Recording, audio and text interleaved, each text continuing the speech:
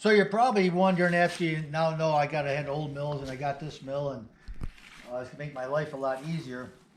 When you look at some of the still photos, you're gonna see the thought process of putting it on concrete block and building the frame, putting the bunks in between the spaces, and then flipping the frame up and bolting it together.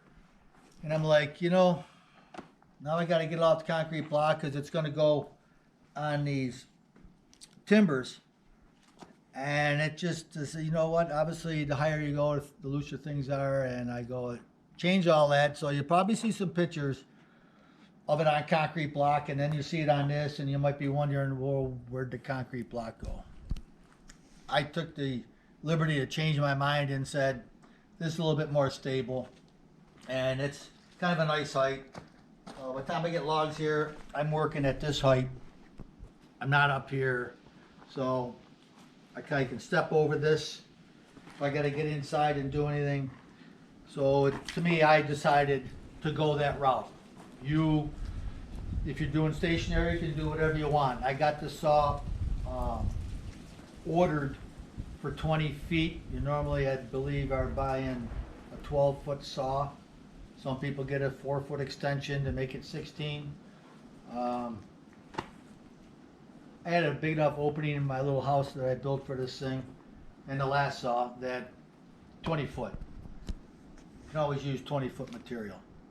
So this is obviously what they call stationary. If you are getting the trailer package, which I guess if you must not have a lot of friends because you don't have to go anywhere. But if you got a trailer package, going back before, if you got friends, you're trailering, and all well and good.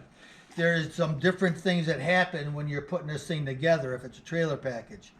If we look at how this bunk is bolted, there are 8 bolts for brackets from this bunk that you will see. So all these bolts on a stationary come in from the outside, not on the inside. They're all 9/16. I recommend power drill because if you're going to wrench them all, you're going to be here a long time. So a 9/16, get electric drill, portable or driver gun, and do it that way. So if it's a trailer package, obviously the bunk still needs to be at the splice joint on the inside of the frame. You would reverse these 1.25 inches by the 3/8 nut and bolt on the frame. Okay? You'd bring those from the inside out, obviously leaving the thread, and that's where your jack is going to bolt to. And you just put another nut on top of that. So just be mindful of that when you're going to start putting this frame together and you go to put the bunks up. If you got the trailer package, studs come out, so you got something to bolt that trailer package to. Obviously, I don't have to worry about that. Underneath, splicing all these plates together is a flange screw. I'll show you one.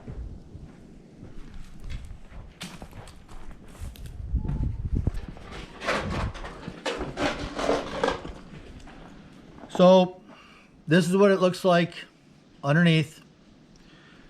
You're coming in from the inside with the 3/8 nut.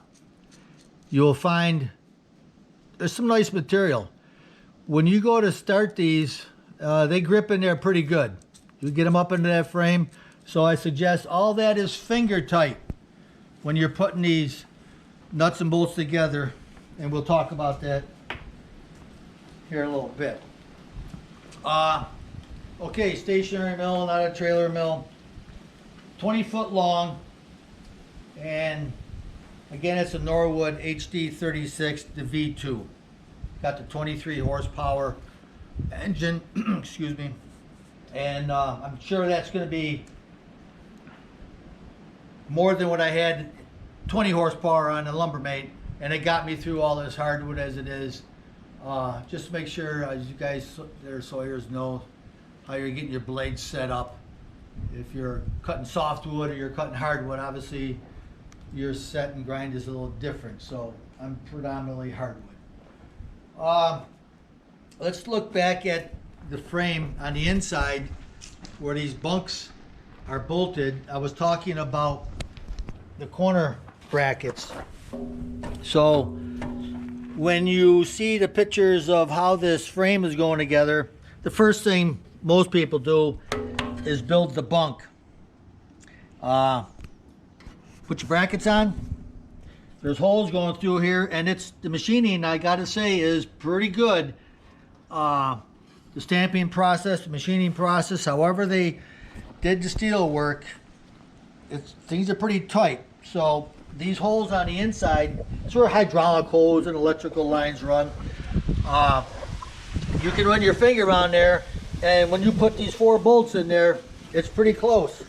So you get those all tightened up, put your stainless steel rib on, and everything is 9/16. I would suggest putting these on while you got it on a bench. It's a one-stop shopping, because when you go to install it, you ain't got to come back to it. It's already on. So the strength of this saw, from what I see, what I read, and talk to other people, you're getting inside and outside pieces of frame, and it looks undaunting when you start going, wow, there's a lot of pieces, a lot of nuts and bolts. But if you just start, I think you'll be fine. You get the pieces out, and when you look at the pictures, you're going to see me have these outer pieces that are laying down, laying on a spot. Your inside pieces, 4 foot, cover this piece. So here's an inside piece of track, and then there's an outside piece of track. So everything is on a butt in the middle. Again, these bunks go on the splicing from the inside pieces of frame. So anyways, you get all that laid out, you stand it together, and you start getting some bolts. Or you lay it down and do it that way. It's obviously the way I did it. And then once you've got both sides all built, you're going to flip it up. There's a tricky part to that. A friend, or even somebody that just might stop by and help you, is a good idea to try to stand this up. If you're by yourself like this guy, you'll find, you're probably seeing the pictures, I bolted the thing straight up and see if I could tip it over. That might work on a 12-foot saw. I don't recommend it on a 20-foot saw. But you get that bolted together and you get all your bunks down, then you can get the other side up and get those bunks into that rail. Now, all these bolts are still finger tight. Here's a suggestion or a tip. They say finger tight. That doesn't mean finger loose, because you don't want those plates kind of doing this, moving while you're trying to move things around. You want everything to be nice and firm, so make sure they're finger tight.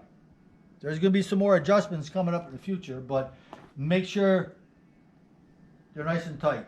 I found I had a couple loose ones, and I'm like, wow, there's always something that gives you a little bit of a headache, and you go back and go, duh, finger tight them all. So there's a tip.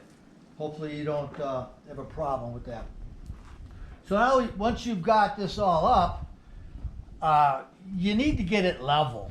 Obviously, sawing wood, everything needs to be nice and square. Everything needs to be nice and flat. If it's 1 inch at one end, you want 1 inch at the other end. And you got to level it. So it's sitting on timbers. It's sitting on hard gravel. I ain't worried about the weight going down in the gravel. And then again, I can always adjust, tweak my level. But get this thing up. I put it on 2x4s. And remember earlier, making sure that gives you space to tighten these 3/4 inch by 3/8 nut that we looked at. So you're going to run a string line on the top of the track guide here. This is obviously where the carriage is going to roll, and this is the wheel that's going to be running on this. Get it nice and tight, and put a nut or a spacer, whatever you want to use, as long as they're to both sides or the same sides for each end. And tighten up that string and look for that same height in the middle. There are stationary, obviously you see some wedges in there. Yeah, they are not wood. I seen those and I said, hey, I'm going to try them. I've never used them. Composite. And I figure I'm out in the weather. Hopefully a thin little piece of pine, you know, I figure would rot and go out of level. So you get the thing all leveled up. Then comes the enjoyment part of tightening all the track nuts and bolts. Recommended, I've seen, I think even from the factory, you tighten all your bottom ones up first. For people that have a 90-degree angle universal zip gun type thing, I guess you're in luck. I get to be pretty basic because that's what we have here in the woods. And I just did the old ratchet wrench, 9/16, and tightened them up. So it's your choice. If you have it on a trailer package, you could probably take your zip gun and come up from underneath and be a lot faster than I was. But I'm retired, lucky me. So I don't worry about the hours. People tell you how long it's going to take you to build this thing. I really wasn't worried how long it was going to take. Yeah, I want it done before the winter time, but I'll get there. That was my thought. So you get that whole bottom line going, and then you're going to do those 1.25 inches. There's going to be another recommendation. When you're zip gunning, I would, there's some 1/2 inch, there's the 3/8. It's a 9/16 deep. And you got your open end on the inside. Don't be, another tip, don't be like Jim, because you just grab your 9/16 6-point deep socket and zip, zip, zip, zip, zip, zip, zip, and you're cranking them down, and because you're wanting to tighten this up. You've got it level. You want it to stay level. So you're going to give them, they recommend 40 pounds square inch. I've seen some people, and I'm thinking here, show you another mistake Jim made. Some people going to 45. I guess I'm old and cranky. Cranky like in cranking too much, because you will have broken nuts and bolts when you are driving that 9/16 deep socket. But the socket takes the abuse and you break it. You're going like, wow, what the heck, no like breaking tools. But dummy me, they have impact wrenches for a reason. So you grab your impact socket that's a little fatter, a little heavier, and she'll torque down really nice. I suggest using a torque socket. So now you've got this set of frame all nice and tight, and you'll see that in the pictures. There's still nuts and bolts underneath the track rail. And you didn't tighten those. Those are all from the head nut on the inside. You're going to now want to tighten those up, because now you've got this thing nice and level. Suggestion is you come down to the end of the track, and obviously this slides a little bit. tap in, making sure your joints of this track are nice and tight. And you're going to want to make sure they are smooth. Okay? So you're taking your string line you got, and you'll see in the pictures that I used a level. I took a 4-foot level. I double checked everything. I had levels going left to right rail. I had levels sitting on the bunks. I put on a. I tried making sure I used that level more than I probably needed to. Some people might say he don't know what he's doing, but I'm just, if that bubble tells me it's level this way, that way, everywhere, I'm a happy guy. So I went down the whole rail, making sure things are level. And as I'm tightening, just the way I did it, when you look at the seam for this piece of track, and it's 4 foot long, I would make sure I got to this seam, got that first nut and bolt tight, got this, I'd go to the other end and make sure these two were nice and flush, put the level on it, again, just to double check, tighten up this end, and then you can tighten the ones up in the middle, so at least it doesn't kind of fall and sag on you when you're putting them in. Once you've got frame rails put together, track is nice and tight, it's on. You've done that to both sides. You still want to. Oh, and I forgot. I'm sorry. I have to go back to this. Prior to tighten it all up, square up your track. Take a square, get in the corner from a bunk or the end piece, and make sure your track is square. You're going to see that in the pictures. And you might have to pry one end. You'll probably see me doing that. So obviously, diagonally makes this thing a really nice rectangle. So you've got it square. You've got it leveled. You've got all your nuts and bolts tightened on the track into the sandwiched frame with the bunkers all tightened up. Again, they're all 9/16 flange and a nut on the bottom. You tighten those up first. You go to your 1.25 inch. You're all from the outside in for a stationary. If you've got the trailer package where the bunks go, they go out for your jacks.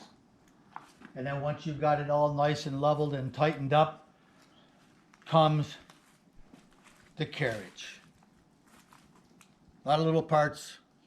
It's there's probably some tricks to that too. I've already been looking at this and that, and come on down here. We'll look at this. Some things drive me nuts when you spend a lot of money. So I'm looking at this, and they call it a template. Keeps the width of the carriage frame on the track. And man, I hate to throw the company under the bus, but you know, the pictures show you that this belongs back here when you're putting it together. Obviously, I can see why when you take the parts of the frame over there, they're going to bolt here, and this will be in your way. I'll figure that out a little later. But none of the holes that they've got fit here and go through here. And I'm like, you know, different models, different upgrades. This is a V2, the HD36. When you look at some of the pictures in the book, they show an older machine. You know, there's little differences. So make it work for yourself. I figured once I got this going and I put the handle up on top, this piece is mechanically put together. This is going to slide down on top those aluminum posts, and that's going to be the upper part of the frame. Once I got that in, I can take that template out and put the other pieces together. It'll be fine. But you are going to get to this carriage, and there are some things in the book when you're putting this together. Obviously, the rollers underneath, you'll see pictures of that. There's a wider, I'll call it a bushing, spacer, and a shorter one. It tells you in the book where the long one goes, where the short one goes. Read it, pay attention to it, because you don't want to put it all together and then you go back and say, yeah, okay, you built a lot of things. And you go, I'm going to take it apart now. I'm going to put the long one where it was supposed to be and the short one where it's supposed to be. So save yourself some time. Put it together once. Read that book. I probably can be really nice, since I was just redoing it, and tell you, because it goes on the outside the track that they talk about, and assemble the operator side, and make sure you got your long one and your short one, and ensure to install the shorter spacer 102 on the outer side of the operator's side. So the short one's that way and the long one's on the inside. And then when you're doing the non-Sawyer side, the longer space is on the outer side. So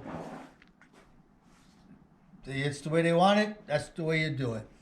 It'll keep you nice in the center of what I've noticed when you put that wheel in there with that spacer is there's a cutout. I can take this off. There's a cutout in front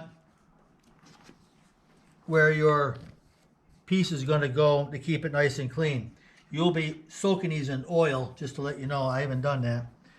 So those spacers kind of put that track rail right in the center of that opening.